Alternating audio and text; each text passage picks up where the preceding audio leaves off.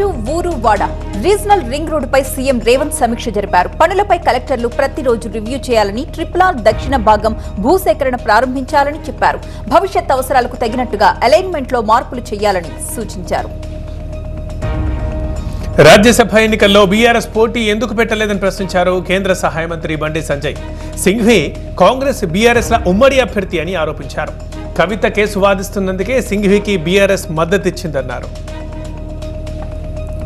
KTR farm house కి వెళ్లి చూశానన్నారు మంత్రి కోమటిరెడ్డి. జీవో 111 పరిధిలో ఫామ్ హౌస్ నిర్మించుకున్నారని, 25 ఎకరాల్లో కేటీఆర్ ఫామ్ హౌస్ ఉందని అన్నారు. హైడ్రా పనితీరుపై ప్రజలు హర్షిస్తున్నారని అన్నారు. రేవంత్ కి ఫామ్ హౌస్ ఉందంటున్నారు, ఎక్కడ ఉందో చూపించాలన్నారు కోమటిరెడ్డి. హోంశాఖపై సీఎం చంద్రబాబు సమీక్ష నిర్వహించారు. రాష్ట్రంలో శాంతి భద్రతలతో పాటు మదనపల్లి ఫైల్స్ దగ్ధం, రాష్ట్రంలోని వివిధ ప్రభుత్వ శాఖల్లో ఫైల్స్ దహనం ఘటనలపై సమీక్షలో సీఎం చర్చించారు. IVF ఒక అధునాతన సంతానోత్పత్తి చికిత్స. అనేక దంపతులకు తల్లిదండ్రులు కావాలనే వారి కలను నెరవేర్చుకోవడానికి సహాయపడుతుంది. ఈ రోజే OSS ఫర్టిలిటీని సందర్శించండి. సెప్టెంబర్ 1 నుంచి ఏపీలో బీజేపీ సభ్యత్వ నమోదు కార్యక్రమం నిర్వహించబోతుంది. సభ్యత్వ నమోదు రాష్ట్ర ప్రముఖంగా సన్నారెడ్డి దయాకర్ రెడ్డిని నియమించారు. కార్యకర్తలే బీజేపీకి బలం, దేశ అభివృద్ధి కోసం బీజేపీ పనిచేస్తోందని చెప్పారు బీజేపీ చీఫ్ పురంధేశ్వరి. సభ్యత్వ నమోదును కార్యకర్తలు బాధ్యతగా తీసుకోవాలన్నారు. తుంగభద్ర ప్రాజెక్టు 19వ గేట్ స్టాప్ లాగ్ ఏర్పాట్లో కన్నయ్య నాయుడు చొరవ అభినందనీయమన్నారు నిమ్మల. ఆయన్ని ప్రభుత్వ అడ్వైజర్గా తీసుకుంటామన్నారు మంత్రి. అన్ని ప్రాజెక్టుల పటిష్టతని దశల వారీగా మెరుగుపరుస్తామని చెప్పారు. ప్రజల బాగోగులు వదిలేసి జగన్ పై ప్రభుత్వం నిందలు వేస్తోందని మాజీ మంత్రి పేర్ని నాని విమర్శించారు. గత ప్రభుత్వ హయాంలో సీఎం క్యాంప్ ఆఫీసులో ఎగ్ పఫ్ల కోసం 3,63,00,000 ఖర్చు పెట్టారని తప్పుడు ప్రచారం చేస్తున్నారని మండిపడ్డారు ఆయన. చంద్రబాబుకే కనుక చిత్తశుద్ధి ఉంటే ఆ లెక్కలన్నీ బయట పెట్టాలంటూ డిమాండ్ చేశారు. ఈవీఎంలపై వైసీపీ ఆరోపణలకు ఎమ్మెల్యే కోటంరెడ్డి కౌంటర్ ఇచ్చారు. ఈవీఎంలు ట్యాంపరింగ్ జరిగుంటే అయోధ్యలో బీజేపీ ఎందుకు ఓడిపోతుందని ప్రశ్నించారు. తమిళనాడులో అన్నామలై ఎందుకు ఓడిపోతారన్నారు. వైసీపీకి చేతకాని మాటలు మాట్లాడడం అలవాటుగా మారిందన్నారు కోటంరెడ్డి. వైసీపీని టార్గెట్ చేసే క్రమంలో ప్రభుత్వం ఉద్యోగుల్ని వేధిస్తోందన్నారు మాజీ చీఫ్ విప్ గడికోట శ్రీకాంత్ రెడ్డి. ఎక్కడ చిత్తు కాగితాలు తగలబడిపోయినా అవి ప్రభుత్వ ఫైల్స్ దగ్ధమైపోయాయంటూ ప్రచారం చేస్తూ ఉద్యోగుల్ని సస్పెండ్ చేస్తున్నారంటూ విమర్శించారు. గత ప్రభుత్వంలో తప్పులు జరుగుంటే ఆధారాలతో సహా బయటపెట్టి చర్యలు తీసుకోవాలన్నారు. వైసీపీ నేత దేవినేని అవినాష్ కి పోలీసులు నోటీసులు ఇచ్చారు. గత వైసీపీ ప్రభుత్వ హయాంలో మంగళగిరిలోని టీడీపీ సెంట్రల్ ఆఫీస్పై దాడి ఘటనలో విచారణకు హాజరు కావాలని నోటీసులు ఇచ్చారు. విజయవాడ గుణదలలోని దేవినేని అవినాష్ నివాసానికి వెళ్లిన పోలీసులు ఆయన ఇంటికి నోటీసులు అంటించారు. కామారెడ్డి జిల్లా రామారెడ్డి మండలం గంగమ్మ వాగు దగ్గర ఆర్టీసీ బస్సుకు ప్రమాదం తప్పింది. ఉన్నట్టుండి స్టీరింగ్ విరిగిపోవడంతో బస్సు కుదుపులకు లోనైంది. డ్రైవర్ ఎంతో చాకచక్యంగా బస్సును రోడ్డు పక్కకు నిలపడంతో పెద్ద ప్రమాదం తప్పిందంటున్నారు ప్రయాణికులు. రంగారెడ్డి జిల్లా మైలార్దేవుపల్లిలోని ఒక బిస్కెట్ తయారీ కంపెనీలో వెల్డింగ్ పని చేస్తూ విద్యుత్ షాక్తో ఓ వ్యక్తి చనిపోయాడు. ఘటనపై స్పందిస్తూ మృతుడు మోసిన్ ఖాన్ కుటుంబానికి 14 లక్షల రూపాయల చెక్కును అందజేసింది కంపెనీ యాజమాన్యం. పల్నాడు జిల్లా మాదిపాడు సత్యమ్మ తల్లి ఆలయంలో చోరీ జరిగింది. అమ్మవారి ఆభరణాలు చోరీ చేసిన దుండగులు హుండీల్ని కూడా ఎత్తుకెళ్లారు. సుమారు 5 లక్షల రూపాయల మేర నగదు అపహరించారు దొంగలు. ఏలూరు జిల్లా నూజివీడు IIITలో చోరీ జరిగింది. ఫెన్సింగ్ కత్తిరించి అధ్యాపకుల క్వార్టర్స్లోకి ప్రవేశించారు ఆగంతకులు. తలుపులు బద్దలు కొట్టి బంగారు ఉంగరాలు, 2 లక్షల నగదు చోరీ చేశారు. రుణమాఫీపై ఉత్తర కుమార ప్రగల్భాలు పలికారని ఎద్దేవా చేశారు కేటీఆర్. రుణమాఫీపై రైతులకు ప్రభుత్వం క్షమాపణలు చెప్పాలంటూ డిమాండ్ చేశారు. రుణమాఫీ పేరుతో రైతులకు టోపీ పెట్టారన్నారు. రాష్ట్ర వ్యాప్తంగా రైతుల ఆగ్రహంతో రగిలిపోతున్నారని చెప్పారు. భవిష్యత్తులో తెలంగాణలో బీజేపీ ఖచ్చితంగా అధికారంలోకి వస్తుందని కేంద్ర మంత్రి కిషన్ రెడ్డి అన్నారు. సికింద్రాబాద్ క్లాసిక్ గార్డెన్స్ లో బీజేపీ మెంబర్షిప్ డ్రైవ్ ప్రారంభించారు. సభ్యత్వ నమోదుపై ఇందులో పార్టీ కార్యకర్తలకు శిక్షణ ఇస్తారు. రాష్ట్రంలో 50 లక్షల సభ్యత్వాలు నమోదు చేయాలని బీజేపీ టార్గెట్ గా పెట్టుకుంది. రాష్ట్రంలో సగం మంది రైతులకు కూడా రుణమాఫీ జరగలేదన్నారు కిషన్ రెడ్డి. రుణమాఫీ వివరాలన్నీ ప్రజల ముందు ప్రభుత్వం పెట్టాలంటూ డిమాండ్ చేశారు. ప్రభుత్వం ఆ వివరాలు వెల్లడించని పక్షంలో బీజేపీ ఆ పని చేస్తుందని కిషన్ రెడ్డి స్పష్టం చేశారు. రేవంత్ రెడ్డి రాహుల్ గాంధీలపై చీటింగ్ కేసు పెడతానన్నారు బీజేపీ ఎమ్మెల్యే పైడి రాకేష్ రెడ్డి. రుణమాఫీ పేరుతో తెలంగాణ రైతుల్ని రేవంత్, రాహుల్ మోసం చేశారన్నారు. కాంగ్రెస్ నేతలు ఆర్మూర్కు వస్తే కర్రలతో కొట్టడానికి రైతులు సిద్ధంగా ఉన్నారని చెప్పారు. బీజేపీ అధికారంలోకి వచ్చాక ఎయిర్పోర్టుకి రాణి రుద్రమ పేరు పెడతామన్నారు రాకేష్ రెడ్డి. ప్రభుత్వ నిర్లక్ష్యం రాష్ట్ర ప్రజలకు శాపంగా మారిందన్నారు హరీష్ రావు. విషజ్వరాలతో రాష్ట్రం వణికిపోతున్నా ప్రభుత్వానికి చీమ కుట్టినట్టయినా లేదన్నారు. ఇలాంటి పరిస్థితులు వస్తాయని ముందే హెచ్చరించామని చెప్పారు. తమ సూచనల్ని ప్రభుత్వం పెడచెవిన పెట్టిందని, ఇప్పటికైనా ప్రభుత్వం కళ్లు తెరుచుకోవాలని కోరారు. విశాఖ స్టీల్ ప్లాంట్ ని సందర్శించారు మంత్రి కొల్లు రవీంద్ర. రాష్ట్రానికి తలమానికమైన విశాఖ స్టీల్ ప్లాంట్ అన్నారు. స్టీల్ ప్లాంట్లో పూర్తి ఉత్పత్తి జరగడం లేదని చెప్పారు. గత ప్రభుత్వంలో స్టీల్ ప్లాంట్ యాజమాన్యం కోరినా గనులు రెన్యువల్ చేయలేదన్నారు. స్టీల్ ప్లాంట్ ని మూసేయడానికి గత వైసీపీ ప్రభుత్వం ప్రయత్నించిందని కొల్లు రవీంద్ర ఆరోపించారు. ఎమ్మెల్సీగా బొత్స సత్యనారాయణ ప్రమాణ స్వీకారం చేశారు. బొత్సతో మండలి చైర్మన్ ప్రమాణం చేయించారు. తన గెలుపునకు సహకరించిన అందరికీ కూడా కృతజ్ఞతలు తెలుపుకున్నారు బొత్స. ఇప్పటికీ విశాఖ రాజధాని అనేది తమ విధానమే అన్నారు. రోజులు ఎప్పుడూ ఒకే రకంగా ఉండవన్నారు. తమ పాలనపై ఏ విచారణకైనా సిద్ధమన్నారు ఎమ్మెల్సీ బొత్స.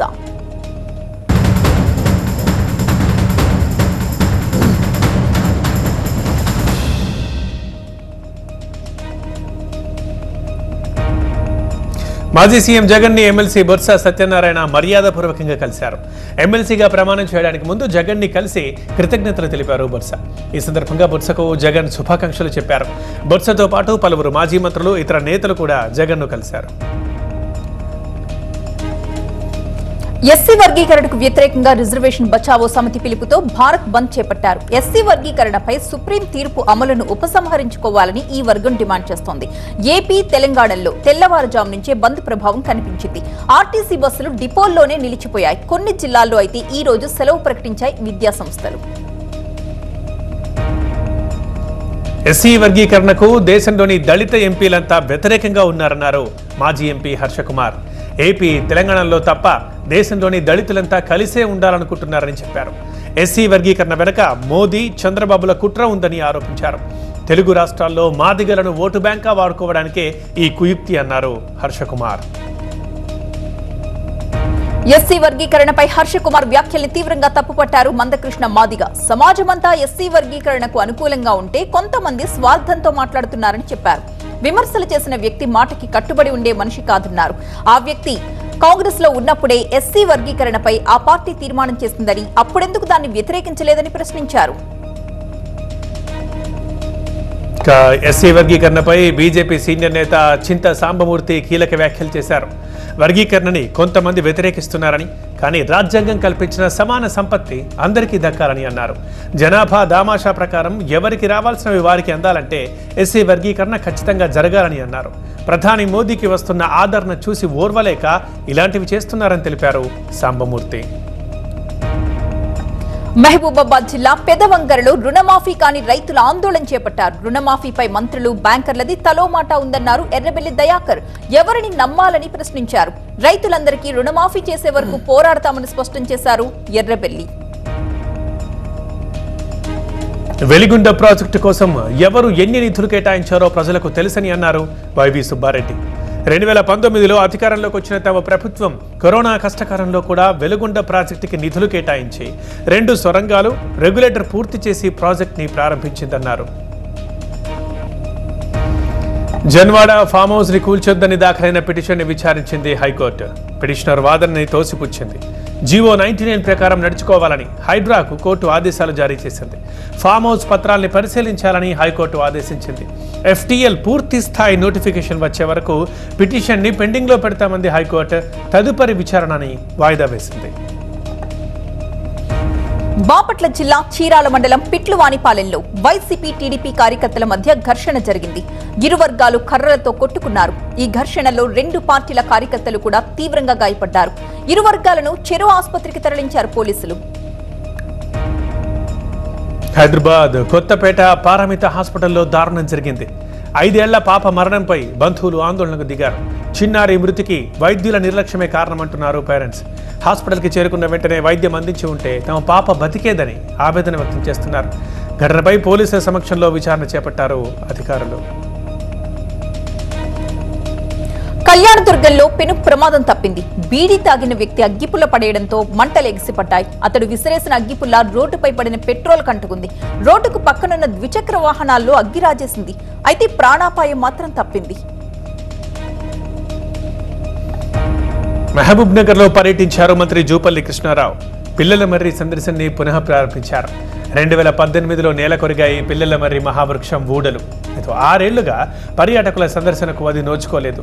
అయితే దాన్ని తొలగించి వృక్షానికి పునరుజ్జీవం పోశారు అధికారులు. ఇక మళ్లీ సందర్శన స్టార్ట్ అయింది. వెలిగొండ ప్రాజెక్ట్ ని తామే పూర్తి చేశామన్న వైసీపీ ఆ వ్యాఖ్యలకి కౌంటర్ ఇచ్చారు మంత్రి నిమ్మల రామానాయుడు. ప్రాజెక్టులో చాలా పెండింగ్ పనులున్నాయని నిమ్మల క్లారిటీ ఇచ్చారు. ప్రాజెక్టుకి ఇంకా 4,000 కోట్లు కావాలంటున్నారు నిమ్మల. పని పూర్తి కావడానికి ఇంకో 2 ఏళ్ల సమయం పడుతుందని చెప్పారు నిమ్మల. భారీ వర్షాలు, మూసి వరదతో ముసారంగ్బాగ్ బ్రిడ్జ్ ప్రమాదకరంగా మారింది. ఏ క్షణాన ఏ ప్రమాదం జరుగుతుందో తెలియని పరిస్థితి నెలకొంది. వరద నీరు పోటెత్తుతుండటంతో మూసి పరివాహక ప్రాంత ప్రజల్ని అప్రమత్తం చేశారు అధికారులు. కోల్కతా కేసులో ఆర్జీకర్ మెడికల్ కాలేజీ మాజీ ప్రిన్సిపల్ సందీప్ ఘోష్ కి పాలిగ్రాఫ్ పరీక్ష నిర్వహించాలని సిబిఐ భావిస్తోంది. మరొక వైపు నిరసనలు కొనసాగుతూనే ఉన్నాయి. ఇప్పటికే అరెస్ట్ అయిన సంజయ్ రాయ్ కి పాలిగ్రాఫ్ టెస్టులు చేయాలనుకుంటున్నారు. కోల్కతా లేడీ డాక్టర్ హత్యాచార ఘటనకు నిమ్స్ ఆసుపత్రిలో రెసిడెంట్ డాక్టర్స్ అసోసియేషన్ ఆధ్వర్యంలో నిరసన ప్రదర్శన చేపట్టారు. జూనియర్ డాక్టర్లు, నర్సింగ్ విద్యార్థినులు నిరసనలో పాల్గొన్నారు. నిందితుల్ని కఠినంగా శిక్షించాలని బ్యానర్లు, ఫ్లెక్సీలు ప్రదర్శించారు.